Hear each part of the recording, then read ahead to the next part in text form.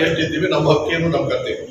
ಇನ್ನೊಂದು ನಿನ್ನೆ ದಿವಸ ಮಾಡಿದ್ದಾರೆ ಬಹಳ ದುರಂತವಾದ, ಅದು ಕೂಡ ವಿಚಿತ್ರವಾಗಿದೆ. ಯಾವುದು SC ಸ್ಟಾಫ್ ಸೆಲೆಕ್ಷನ್ ಕಮಿಟಿಲಿ 20,000 ಪೋಸ್ಟ್ ಸೆಂಟ್ರಲ್ ಗೌರ್ಮೆಂಟ್ ಅವರು ಅನೌನ್ಸ್ ಮಾಡಿದ್ದಾರೆ. ಫೈನಲ್ ಆಗಿ ಏನ್ ಹೇಳಿದ್ರೆ ಹಿಂದಿ ಮತ್ತು ಇಂಗ್ಲಿಷ್ ನಲ್ಲಿ ಮಾತ್ರ ಪರೀಕ್ಷೆ ಬರೀಬಹುದು. ಇದೇ ಪ್ರಧಾನಮಂತ್ರಿಗಳು ಪ್ರಾದೇಶಿಕ ಭಾಷೆ ಉಳಿಸ್ತೀವಿ ನಾವು ಅಂತ ಒಂದ್ ಕಡೆ ಹೇಳ್ತಾರೆ, ಶಾ ಹೇಳ್ತಾರೆ ಹಿಂದಿ ಇಸ್ ಬಹಳ ಇಂಪಾರ್ಟೆಂಟ್ ಅಂತಾರೆ. ಹಿಂದಿ ಹೇರುವ ಹುನ್ನಾರ ಇದೆ. ಕೇಂದ್ರ ಸರ್ಕಾರದ ಯಾವುದೇ ಕಾರ್ಯಕ್ರಮ ಆದ್ರೂ ಹಿಂದಿ ಇಂಗ್ಲಿಷ್ ಬಿಟ್ಟು ಹಾಕೋದಿಲ್ಲ. ಈ ಕಡೆ ಒಂದು ಕಾಯ್ದೆ ತಂದಿದ್ದಾರೆ ಇವತ್ತಿನ ದಿವಸ. ಇಲ್ಲಿ ರಾಜ್ಯ ಸರ್ಕಾರದ ಒಂದು ಕಾಯ್ದೆ ಇದೆ, ಸಮಗ್ರ ಕನ್ನಡ ಅಭಿವೃದ್ಧಿ ಕಾಯ್ದೆ ಅಂತ. ಅದರೊಳಗೆ ಹೇಳ್ತಾರೆ ಪ್ರೈವೇಟ್ ಎಲ್ಲಾ ಕಡೆ ಎಂಪ್ಲಾಯ್ಮೆಂಟ್ಸ್ ಎಲ್ಲ ಕೊಡಿಸ್ತೀವಿ, ಉದ್ಯೋಗ ಕೊಡಿಸ್ತೀವಿ. ನೀವು 20,000 ಪೋಸ್ಟ್ ಬರೀ ಆಫೀಸರ್ಸ್ ಎಲ್ಲ ಇರೋದು, ಕ್ಲರಿಕಲ್ ಪೋಸ್ಟ್ ಕೊಡಿದ್ದಾರೆ. ಅಂದ್ರೆ ಡಿಫರೆಂಟ್ ಸ್ಟಾಫ್ ಸೆಲೆಕ್ಷನ್ ಕೊಟ್ಟು ಆ 20,000ದಲ್ಲಿ ಬಹುತೇಕ ಹಿಂದಿ ಬೆಲ್ಟ್ನವರು 90 ಭಾಗ ಆಕ್ರಮಿಸ್ಕೊಳ್ತಾರೆ. ಅಂದ್ರೆ ನಿಮ್ಮ ದ್ವಂದ್ವ ನೀತಿಯನ್ನು ಭಾಷೆ ಬಗ್ಗೆ ಅಷ್ಟೊಂದು ಪ್ರೀತಿ ತೋರಿಸ್ತೀನಿ. ನಿಮ್ಮ ನಿರ್ಮಲಾ ಸೀತಾರಾಮನ್ ಬ್ಯಾಂಕ್ ನಲ್ಲೆಲ್ಲ ಕೂಡ ಎಂಪ್ಲಾಯೀಸ್ ಕನ್ನಡ ಬರೆದವರಿಗೆ ಮಾತ್ರ ಕೊಡ್ತೀನಿ ಅಂತ ಒಂದ್ ಕಡೆ ಹೇಳ್ತಾರೆ. ಇದು ನಿನ್ನೆ ಅನೌನ್ಸ್ ಮಾಡಿದ್ರು ಡಿಸೆಂಬರ್ ನಲ್ಲಿ ಪರೀಕ್ಷೆ ಆಗ್ತಾ ಇದೆ. ದಯಮಾಡಿ ರಾಜ್ಯ ಸರ್ಕಾರ ತುರ್ತಾಗಿ, ನೀವೇ ಅಧಿಕಾರದಲ್ಲಿ ಇದ್ದೀರಾ, ಅವ್ರಿಗೆ ಚೀಮಾರಿ ಹಾಕಿತ್ತು ನಾವು ಕೇಳಕ್ಕಾಗಲ್ಲ, ನಾವು ಹಾಕೋತೀವಿ, ನೀವು ರಿಕ್ವೆಸ್ಟ್ ಮಾಡ್ಕೊಂಡ ತಡೆ ಹಿಡಿಸ್ಕೊಡ್ತೀವಿ. ಎಲ್ಲಾ ಭಾಷೆ ಸಂವಿಧಾನದಲ್ಲಿ ಒಪ್ಪಿರ್ತಕ್ಕಂಥ ಎಲ್ಲಾ ಭಾಷೆ, ನಾನು ಕನ್ನಡಕ್ಕೆ ಅಂತ ಕೇಳ್ತಾ ಇಲ್ಲ, ಎಲ್ಲಾ ರೀಸನಲ್ ಲ್ಯಾಂಗ್ವೇಜ್ ಪರೀಕ್ಷೆ ಬರೆಯಕ್ಕೆ ಅವಕಾಶ ಇದೆ. ನಮ್ಮೂರಿನ ಕ್ಲರ್ಕ್, ನಮ್ಮೂರಿನಲ್ಲಿ ಬ್ಯಾಂಕಿನ ವ್ಯವಹಾರ ಮಾಡ್ಬೇಕಾದ್ರೆ ಅವ್ನಿಗೆ ನಮ್ಮ ಭಾಷೆ ಗೊತ್ತಿರ್ಬೇಕಾ, ಬೇರೆ ಭಾಷೆ ಗೊತ್ತಿರ್ಬೇಕು? ಹಿಂದಿಯನ್ನು ಬಂದು ಕೂತ್ಕೊಂಡು ಏನ್ ಮಾಡಕ್ಕಾಗುತ್ತೆ? ದೊಡ್ಡ ದುರಂತ. ನನಗೆ ಆಶ್ಚರ್ಯ ಆದ್ರೆ 3 ಪಾರ್ಟಿ ಅವರು ನಿನ್ನೆ ಕೂತ್ಕೊಂಡು ಇದನ್ನ ಒಂದು ಕ್ಯಾಬಿನೆಟ್ ನಲ್ಲಿ ಅಪ್ರೂವ್ ಆಗಿದೆ.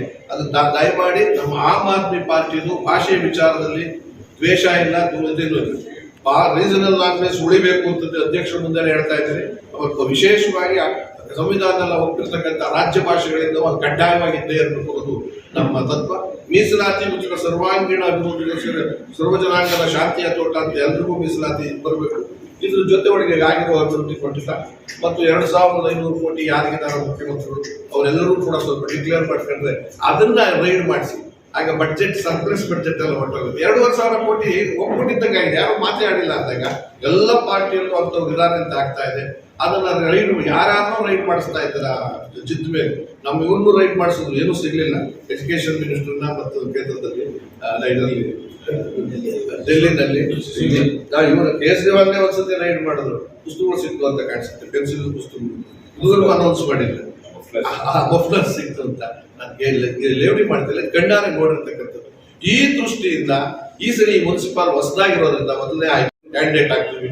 ನಿಮ್ಮ ಮಾಧ್ಯಮದವರ ಸಹಕಾರ, ಮಾಧ್ಯಮದವರ ಇದರಿಂದ ಇದು ಒಂದು ರೀತಿಯಲ್ಲಿ ತೆರಿಗೆ ಹಣವನ್ನ ಎಷ್ಟರ ಮಟ್ಟಿಗೆ ನಮ್ಮನ್ನು ವಸೂಲು ಮಾಡ್ತಿರೋ ಅಷ್ಟರ ಮಟ್ಟಿಗೆ ನಮಗೆ ಕೊಡಬೇಕಾದ ಎಲ್ಲ ರೀತಿಯಲ್ಲೂ ಕೊಡಿ. ನಾವೇನು ನಮ್ಮ ಮನೆಗೆ ದುಡ್ಡು ಕೊಡಿ ಅಂತ ಹೇಳಿಲ್ಲ. ಸ್ವಿಟ್ಜರ್ಲ್ಯಾಂಡ್ ಇಂದ ತಂದು 15 ಲಕ್ಷ ಒಬ್ಬೊಬ್ಬರಿಗೆ ಆಗ್ತೀವಿ ಅಂತ ಹೇಳಿ ಎಷ್ಟು ವರ್ಷ ಆಯ್ತು? 8 ವರ್ಷ ಆಯ್ತು.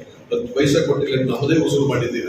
ಹಾಗಾಗಿ ನಿಮ್ಮ ದ್ವಂದ್ವ ನೀತಿಯನ್ನು ಬಿಟ್ಟು ಈಗಲಾದ್ರೂ ಬುದ್ಧಿ ಕಲ್ತ್ಕೊಳ್ಳಿ ಅಂತ ಹೇಳಿ ನಮಗೆ ಇಲ್ಲಿ ಬಿಜಾಪುರದ ಮಂದಿಗೆ ದಯಮಾಡಿ ಪೊರಕೆ ಅಂತಕ್ಕಂಥದ್ದು ಕಸ ಮಾಡಿದ್ದಾರೆ. ಊರೇ ಕಸ ಆಗಿದೆ, ದೇಶವೇ ಕಸ ಆಗಿದೆ, ಮನಸ್ಸು ಕಲುಷಿತವಾಗಿದೆ. ಅದನ್ನ ತೊಳೆಯೋದಕ್ಕೆ ಪೊರಕೆ ಗುತ್ತಿಗೆ ಮತ ಕೊಡಬೇಕು ಮತ್ತು ಪೊರಕೆ ಗುತ್ತಿ ಬಹಳಷ್ಟು ಮಿತಿ ಮೀರಿದ್ರೆ ಕೆರೆಯೋದಕ್ಕೂ ಹೋಗ್ತೀವಿ ನಿಮ್ಮಲ್ಲಿ ಅದನ್ನು ಕಚ್ಕೊಂಡಿದ್ರೆ ತಪ್ಪುಗಳಾಗಿದ್ರೆ ಅನ್ನೋ ಮಾತನ್ನ ಹೇಳಿ ನಮ್ಮ ಅಧ್ಯಕ್ಷರು ಅದನ್ನು ಅನುಮೋದನೆ ಮಾಡಿ ನಿಮ್ಮೆಲ್ಲರೂ ಸಹಕರಿಸ್ತಾರೆ. 2 ವರ್ಷದಿಂದ ಈ ಚರ್ಚೆ ನಡೀತಿದೆ. ಬರಿಬೇಕಿರೋರ್ಗೆ ಎಲ್ಲಾರಿಗೆ ಕಾಂಟ್ರಾಕ್ಟರ್ ಅಸೋಸಿಯೇಷನ್ ಅವ್ರು ಬರ್ದ್ರು, ಈಗ ಪ್ರೈವೇಟ್ ಶಾಲೆ ಅಸೋಸಿಯೇಷನ್ ಅವ್ರು ಬರ್ದ್ರು, ಮಠಾಧೀಶರು ಹೇಳಿದ್ದಾರೆ ಅವ್ರು ಸಿಕ್ಕದ ಏನಿಗೆ ನನ್ 30% ಕೊಡ್ಬೇಕು ಅಂತ. ಆ ಮಾತು ಬಂದಿದ ತಕ್ಷಣ ಒಂದ್ ಕಡೆ ಸಾಕ್ಷಿ ಇಲ್ಲ ಅಂತಾರೆ. ಸಾಕ್ಷಿ ಇದ್ರೆ ನೀವು ಬಂದು ವಿಜಯಪುರ ರಸ್ತೆ ನೋಡಿ, ಚರಂಡಿ ನೋಡಿ, ಇನ್ನೇನ್ ಸಾಕ್ಷಿ ಬೇಕು? ನೀವು ಇಲ್ಲಿ ದುಡ್ಡು ಖರ್ಚು ಮಾಡಿಲ್ವಾ? ಸುಮ್ಮನೆ ಗಾಲಿನಲ್ಲಿ ಆಗಿರೋ ರಸ್ತೆ ಅಲ್ಲ. ಇಲ್ಲಿ ಯಾವುದೋ ಕಾಲದಲ್ಲಿ ಕಟ್ಟಿರೋ ರಸ್ತೆ ಸರಿಗಿದೆ, ಆದ್ರೆ ಮೊನ್ನೆ ಕಟ್ಟಿರೋ ರಸ್ತೆ ಈ ಒಂದು ಸರಿ ಆಗದೆ ಇರೋ ಕಾರಣ ಭ್ರಷ್ಟಾಚಾರನೇ. ಅದಕ್ಕಿಂತ ದೊಡ್ಡ ಸಾಕ್ಷಿ ಬೇಕಿಲ್ಲ. ಇದು ನಾವು ಹೇಳ್ತಿರೋ ವಿಷಯ ಅಲ್ಲ, ಅವರ ಪಕ್ಷದ ಒಬ್ಬರ ಕಾರ್ಯಕರ್ತರೇ ಆತ್ಮಹತ್ಯೆ ಮಾಡಿಕೊಂಡು ಅವರ ಸೂಸೈಡ್ ನೋಟ್ ನಲ್ಲಿ ಬಂದ್ ಹೋಗಿರೋ ವಿಷಯ, ನಾವು ಹೇಳ್ಕೊಂತಿರೋ ವಿಷಯ ಅಲ್ಲ. ಅಂಡ್ ಬೇಜಾರಾಗೋ ವಿಷಯ ಏನು ಅಂದ್ರೆ, ಇವತ್ತು ಪ್ರತಿಪಕ್ಷ ಅವರ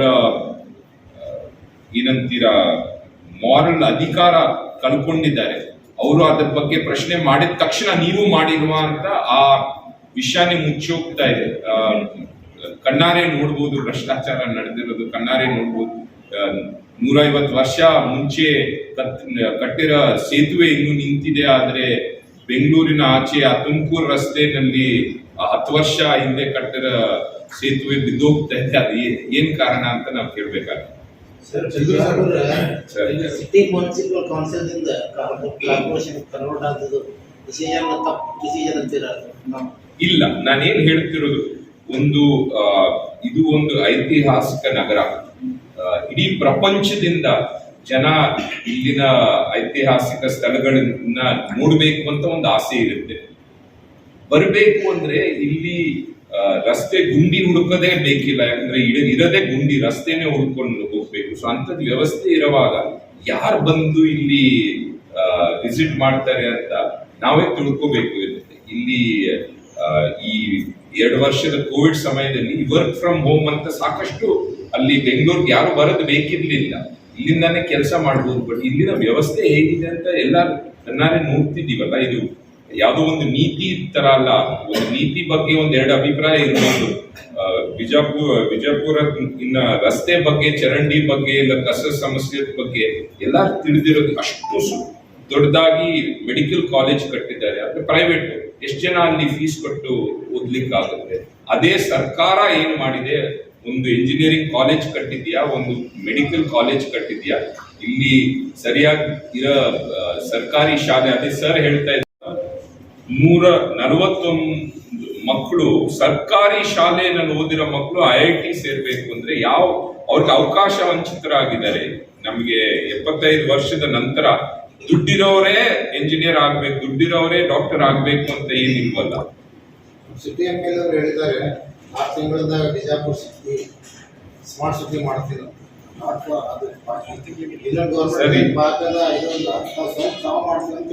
ನಗರ ಸ್ಮಾರ್ಟ್ ಆಗೋಕ್ಕಿಂತ ಮುಖ್ಯ ಜನ ಸ್ಮಾರ್ಟ್ ಆಗಬೇಕು. ಅವರು ಸಾಕಷ್ಟು ವಿಚಾರಗಳ ಬಗ್ಗೆ ಧ್ವನಿ ಎತ್ತಿದ್ದಾರೆ, ಬಟ್ ರಸ್ತೆಗಳ ಬಗ್ಗೆ ಯಾಕೆ ಇಷ್ಟು ದಿವಸ ಧ್ವನಿ ಎತ್ತಿಲ್ಲ? ಇಲ್ಲಿ ಕೌನ್ಸಿಲ್ ಇಲ್ಲದೆ ಇರುವಾಗ ಅವ್ರದ್ದೇ ಸರ್ಕಾರ 4 ವರ್ಷ ಆಗ್ತಾ ಬಂತಲ್ಲ. ಇಲ್ಲಿ ಅವರು ಈ ಹುದ್ದೆ ಬೇಕು, ಆ ಸ್ಥಾನ ಬೇಕು ಅಂತ ಸಾಕಷ್ಟು ಜಗಳ ಆಡ್ತಾರೆ. ಬಟ್ ಇಲ್ಲಿನ ಜನರಿಗೋಸ್ಕರ ಧ್ವನಿ ಯಾವತ್ತೂ ಎತ್ತಿಲ್ಲ.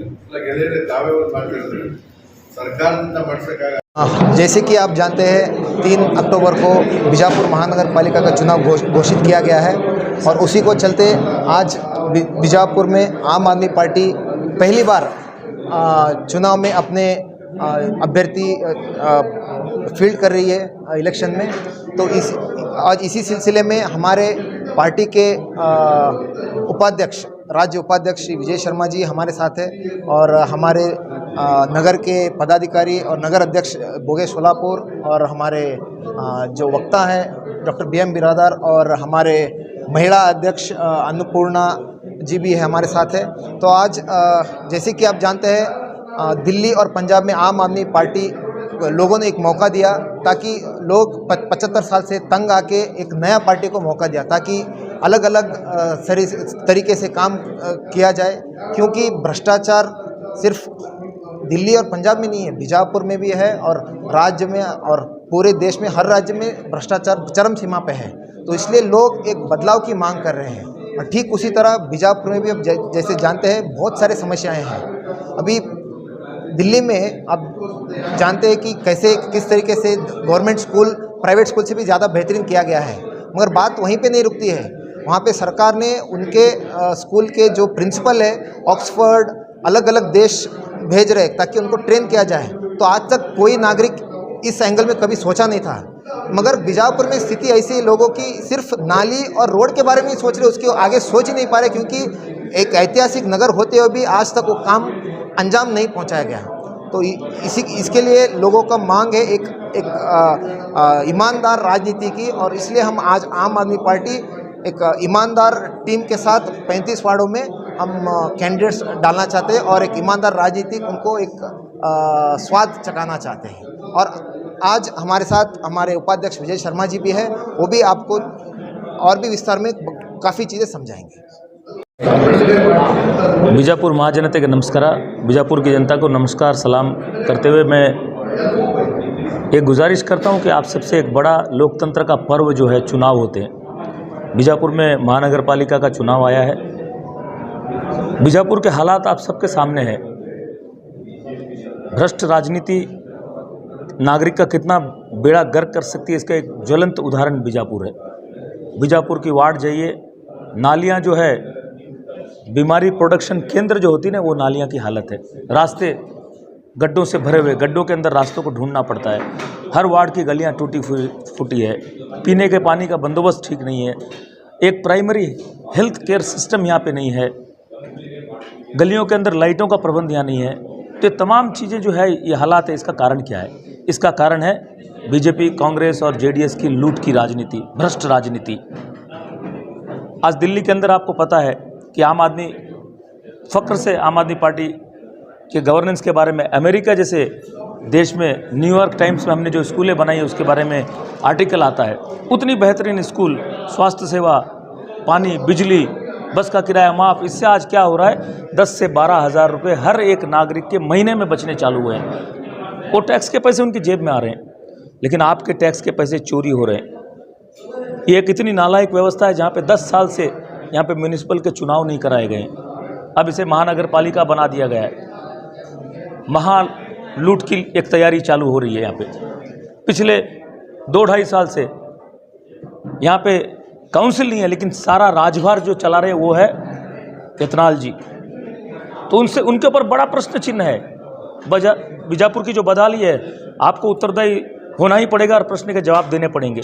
साथ साथ में जितने भी माजी जो कॉर्पोरेटर रहे हैं, उन सभी से मैं चैलेंज करता हूं, आप किसी चौराहे पे, गांधी चौक जैसे चौराहे पे आइए और सारे मीडिया वालों को बुलाते रहे। आपसे प्रश्न करना चाहते हैं हम कुछ कि बीजापुर की हालात, बीजापुर के टैक्स कहाँ गए, आपने क्या काम किया है, एक एक पाई का हिसाब आपको देना पड़ेगा। तो अभी तक हमने पिछले कुछ दिनों कुछ कॉर्पोरेट्स को ये चुनौती दी थी, आमंत्रित किया था, लेकिन अभी तक बीजापुर का एक भी कॉर्पोरेटर इसके जवाब में नहीं आया है। तो मैं जनता से इतना ही कहना चाहता हूं कि आप सिर्फ शिकायत करते रहेंगे तो ये बदलाव नहीं आने वाले। दिल्ली के अंदर हिंदू, मुसलमान, दलित, ब्राह्मण, सारी जनता एक होकर फैसला किया कि इस बार हम एक ईमानदार राजनीति को मौका देंगे। और ईमानदार राजनीति से आपको पता है, मैंने जो 12-13 हज़ार बोला महीने, 12-13 हज़ार का मतलब सालाना करीब 1.5 लाख रुपए। आम आदमी पार्टी अगर 5 साल से वहाँ है तो 7.5 लाख रुपए एक एक घर में बचे हैं। तो यहाँ पे भी अगर आपके टैक्स के पैसे आपके जेब में वापस आना है तो इस बार ये जो बचे हुए 15 दिन है, आप सबको चुनाव में लगना पड़ेगा। ये चुनाव किसी पार्टी का चुनाव नहीं होना चाहिए। आम आदमी पार्टी 35 वार्ड में भी एक से एक बेहतरीन समाज से चुन के प्रत्याशी खड़ा करने जा रही है। उस प्रत्याशी को जिताने का काम आप सबको करना है। आपके टैक्स के पैसे आपके जेब में वापस आना है तो सिर्फ आप अपना ही वोट नहीं, आपके आजू बाजू में आपको बात करना चालू करना पड़ेगा। बीजापुर के अलग अलग वार्ड में जो आपके फ्रेंड्स हैं, दोस्त हैं, उनसे आपको बात करनी पड़ेगी। तो इस राजनीतिक क्रांति को एकमात्र तरीका ये है कि सारे नागरिक इसमें शामिल हो। और बीजापुर की जनता पे एक बड़ी जवाबदारी है। आपको पता है कि कर्नाटक में 2023 में एमएलए के इलेक्शन होने वाले हैं। बड़ा बदलाव हम विधानसभा से ला सकते हैं। तो एक ईमानदार राजनीति का मार्ग प्रशस्त करने के लिए एक अगर ये काउंसिल हमारे हाथ में आता है बीजापुर का, तो यहाँ से हम एक मैसेज दे सकते हैं कि आम आदमी पार्टी को यहाँ मौका मिला है तो कितने बेहतरीन काम आम आदमी पार्टी ने किया है। जैसा कि आज पूरे देश के अंदर आपको पता है कि आम आदमी पार्टी का गवर्नेंस मॉडल की चर्चा हो रही है। आम आदमी पार्टी के गवर्नेंस मॉडल को देखकर ही पड़ोसी राज्य पंजाब में 117 सीट में से 92 सीट्स पर सारे आम आदमी एक होकर आम आदमी पार्टी को मौका दिया है। तो बीजापुर की जनता इस मौका को ना खोए।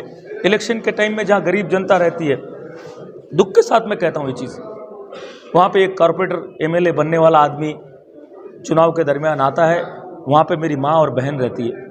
उस माँ की कीमत 300 रुपया लगाते हैं। आ जाओ मेरे रैली में 300 रुपया देता हूँ। उस बहन की कीमत 300 रुपया लगती है। चुनाव के टाइम में गरीबी का फ़ायदा उठाकर एक एमएलए, एक कॉर्पोरेटर बनने वाला आदमी हमारे वोट को 500 और 1000 रुपया कीमत लगाता है। गरीब जो व्यक्ति है वो मजबूरी में हाथ फैला देता है। इस बार मजबूरी में हाथ मत फैलाइएगा। 500 रुपया अगर 1865 दिन होते हैं 5 साल में, अगर उसको डिवाइड कीजिए तो सिर्फ 12 पैसा में हमें खरीद के जा रहे हैं। इस बार हमें 12,000 महीना लेने वाला बनना पड़ेगा। तो मेरी आप सबसे गुजारिश है, कर्नाटक में आपको पता है 40% कमीशन की राजनीति चल रही है। कांग्रेस वाले जब सत्ता में थे तो बीजेपी वाले इसके 20% राजनीति कमीशन राजनीति की शिकायत कर रहे थे, ये 40% की राजनीति कर रहे हैं। तो सारे लोगों को एक होना पड़ेगा।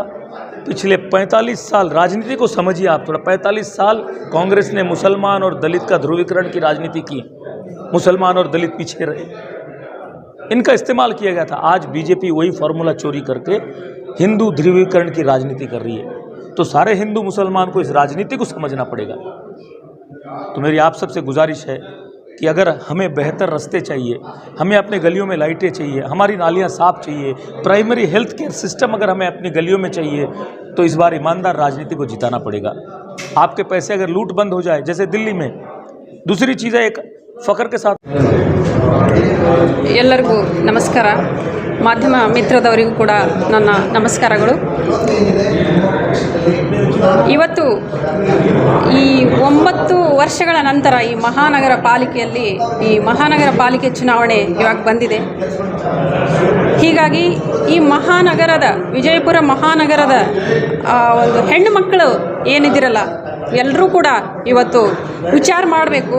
ಹೇಗೆ ವಿಚಾರ ಮಾಡಬೇಕು ಅಂತಂತಂದ್ರೆ ಈ ಭ್ರಷ್ಟಾಚಾರ ಮುಕ್ತ ಭಾರತವನ್ನು ಹೇಗೆ ನಿರ್ಮಾಣ ಮಾಡಬೇಕು ಅನ್ನೋದನ್ನು ಆಮ್ ಆದ್ಮಿ ಪಾರ್ಟಿ ಏನು ಮಾಡ್ತಾ ಇದೆ ಅಂತಂದರೆ ಎಲ್ಲ ಈ ಭಾರತ ದೇಶ ತುಂಬೆಲ್ಲ ನೋಡಿಕೊಡ್ತಾ ಇದೆ। ಹೀಗಾಗಿ ಇಲ್ಲಿ ಮಹಾನಗರ ಪಾಲಿಕೆಯ ಒಂದು ಮಹಿಳೆಯರಿಗೆ ಒಂದು ವಿನಂತಿ ಏನಪ್ಪ ಅಂತಂತಂದರೆ ಈ ಭ್ರಷ್ಟಾಚಾರ ಮುಕ್ತ ಭಾರತ ನಮ್ಮ ಬಿಜಾಪುರದಿಂದಲೇ ಏನಾಗಬೇಕಂದ್ರೆ ಸ್ಟಾರ್ಟ್ ಆಗಬೇಕು। ಒಂದು ಮಾದರಿ ಹೆಣ್ಣು ಮಕ್ಕಳು ನಾವು ಆಗಬೇಕು। ಇವಾಗ ಬೆಳಿಗ್ಗೆ ಎದ್ದ ತಕ್ಷಣ ಮನೆಯಲ್ಲೆಲ್ಲ ಹೆಂಗೆ ಕಸಬರಿಗೆ ಹಿಡ್ಕೊಂಡು ನಾವು ಕಸ ಅದ ಅಂಥೇಳಿ ಹೆಂಗೆ ಸ್ವಚ್ಛ ಮಾಡ್ತೀವಿ, ಅದೇ ಥರ ನೀವು ರಂಗೋಲಿ ಹಾಕುವಾಗೂ ಕೂಡ ದಿನ ಮನೆಯೆಲ್ಲ ಸ್ವಚ್ಛ ಮಾಡಿ, ಅಂಗಳ ಸ್ವಚ್ಛ ಮಾಡಿ ಹೆಂಗೆ ಸ್ವಚ್ಛ ಮಾಡ್ತಾ ಇದ್ದೀರಿ, ಅದೇ ಥರ ಈ ಬಿಜಾಪುರ ನಗರದಲ್ಲಿ ನಾವು ಏನು ಮಾಡಬೇಕಾಗಿದೆ ಅಂತಂದ್ರೆ ಅತ್ಯಂತ ಪ್ರಾಮಾಣಿಕವಾದಂತಹ ಒಂದು ಪಕ್ಷ ಯಾವುದಿದೆ, ಅದಕ್ಕೆ ಯಾವ ಪ್ರಾಮಾಣಿಕ ಪಕ್ಷದಲ್ಲಿ ಆ ಪ್ರತಿನಿಧಿಗಳು ನಿಲ್ತಾ ಇದ್ದಾರೆ ಅವರಿಗೆ ನಿಮ್ಮ ಮತವನ್ನು ಹಾಕಿ ಆರಿಸ್ತರ್ಬೇಕಂತ ಹೇಳಿ ಎಲ್ಲ ಮಹಿಳೆಯರ ಮೂಲಕ ನಾನು ಕೇಳ್ಕೊಳ್ತಾ ಇದ್ದೀನಿ। ಈಗ ಹೆಂಗೆ ನೀವು ರಂಗೋಲಿ ಹಾಕುವಾಗ ನೆಲನ ಸ್ವಚ್ಛ ಮಾಡ್ತೀರ, ಅದೇ ಥರ ಒಬ್ಬ ಪ್ರಾಮಾಣಿಕ ವ್ಯಕ್ತಿಗೆ ಆಮ್ ಆದ್ಮಿ ಪಾರ್ಟಿಯಿಂದ ಯಾರು ನಿಲ್ತಾ ಇದ್ದಾರೆ, ಎಜುಕೇಟೆಡ್ ಇದ್ದಾರೆ ಅಂಥವರಿಗೆ ನೀವು ಏನು ಮಾಡಬೇಕಂದ್ರೆ ನಿಮ್ಮ ಮತವನ್ನು ಹಾಕಬೇಕಾಗಿದೆ। ಇವಾಗ ನೋಡಿ, ಯಾವುದೇ ಒಂದು ಸಮಾಜದಲ್ಲಿ ವ್ಯವಸ್ಥೆಗಳನ್ನು ಗಲೀಜು ವ್ಯವಸ್ಥೆ ಇರ್ತದೆ, ಅದೃಷ್ಟ ಕೆಟ್ಟ ಹೋಗಿರ್ತದೆ, ಈ ಥರ ಎಲ್ಲ ಆಗಿರ್ತದೆ। ಅಂಥ ಒಂದು ವ್ಯವಸ್ಥೆಯನ್ನು ಸರಿಯಾಗಿ ಮಾಡಬೇಕಂದ್ರೆ ಮಹಿಳೆಯರ ಪಾತ್ರ ಬಹಳ ಮುಖ್ಯ ಆಗಿರ್ತದೆ। ಜಗತ್ತನ್ನು ತೊಟ್ಟಿಲನ್ನು ತೂಗುವ ಕೈ ಜಗತ್ತನ್ನೇ ತೂಗಬಲ್ಲದು ಅಂತ ಹೇಳಿ ಬೇರೆ ಈಗ ಜರ್ಮನಿ ಆಗಿರ್ಬೋದು, ಅಮೇರಿಕಾ ಆಗಿರ್ಬೋದು, ಇಲ್ಲಿ ನಮ್ಮ ದೇಶದಲ್ಲೂ ಕೂಡ ಆಗಿರ್ಬೋದು, ಕೆಲವೊಂದು ಮಹಿಳೆಯರು ಮಾಡಿ ತೋರಿಸಿದ್ದಾರೆ। ಅದನ್ನೇ ಕೂಡ ಈಗ ನಾವು ಪ್ರೆಸೆಂಟ್ ಆಗಿರುವಂತಹ ಮಹಿಳೆಯರು ಮಾಡಬೇಕು, ಅದಕ್ಕೆ ಶಕ್ತಿ ತುಂಬಬೇಕು ಅಂಥೇಳಿ ತಮ್ಮಲ್ಲಿ ನಾನು ಈ ಮೂಲಕ ಕೇಳ್ಕೊಳ್ತೀನಿ। ಇವಾಗ ಈ ಮಹಾನಗರ ಪಾಲಿಕೆಯಲ್ಲಿ 35 ವಾರ್ಡಲ್ಲಿ 16 ಮಹಿಳೆಯರಿಗಾಗಿಯೇ ಮೀಸಲದಾವೆ।